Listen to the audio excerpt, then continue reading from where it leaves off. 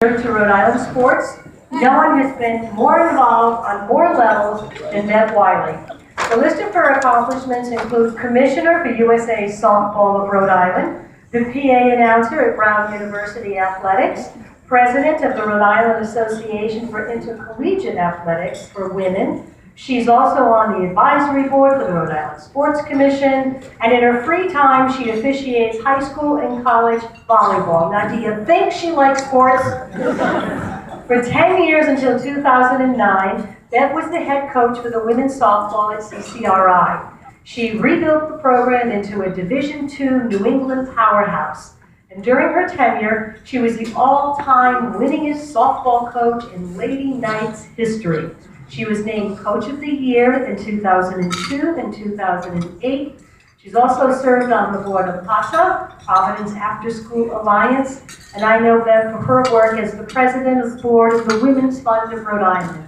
Please join us in welcoming Bev Wiley to the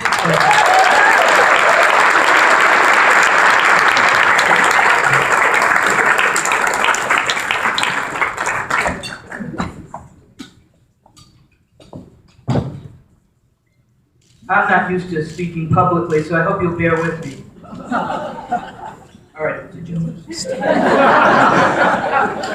I'd like to begin by thanking the YMCA for recognizing me as one of the 2019 Women of Distinction. I feel both honored and humbled to share this award with the rest of these amazing women. I also want to thank my friends and colleagues who took the time to celebrate with me here today.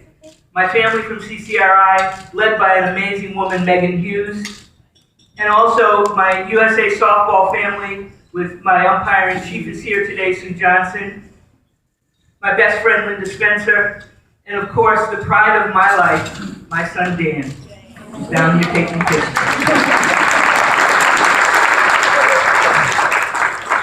Softball has been a part of my life since I was 8 years old, when I made the local playground team. Little did I know then the impact the game would have on my future. From being able to play in leagues and championships at the highest level, to coaching some amazing women in travel leagues, and to, after some persistence, being appointed Deputy ASA USA Softball Commissioner of the Women's Program in Rhode Island, building that to over 40 teams playing at various skill levels, being appointed Rhode Island State Commissioner of USA Softball after the death of the current commissioner. And at that time, I became one of only 10 women out of 100 commissioners throughout the country to lead a local association. We currently have 67 associations, and there are 4 women leading those associations, I being one of them. But I need to say that I am truly my mother's daughter. My mother was a very strong woman who did not work outside the home, but spent her time raising her family and keeping busy as a volunteer. One time as president of 2 PTA programs at the same time. She also raised money to open a daycare center for working families and fighting various social justice issues like fair housing or racial bias as a member of several community groups. She always instilled in me and my siblings that failure was not an option, and to remember that we were Wileys, and for us, no challenge was too small.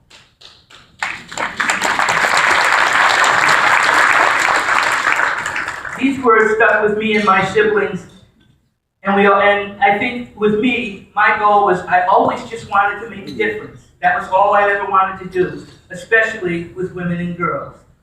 So here I am 28 years later, still involved with softball, with over 900 youth and adult teams and close to 200 umpires involved in the game that I love. Thank you.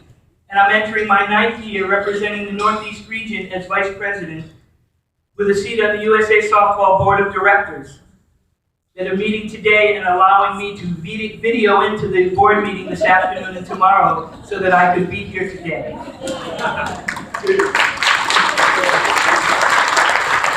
And just 6 weeks ago, as a member of the USA Softball National Women's Team Selection Committee, I was able to help select the 18 talented women who will represent the United States in Tokyo in the Olympic Games next summer as they play to bring home the gold medal in softball.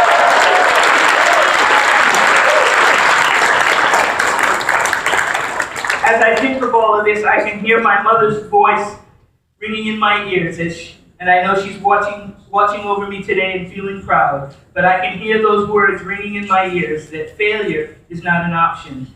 And another great quote of hers: "Give me my flowers while I'm living." And thanks to the YWCA today, I received a great bouquet.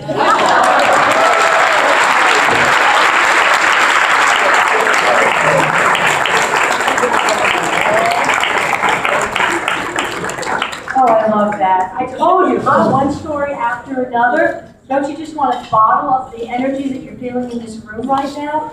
Thanks to every single one.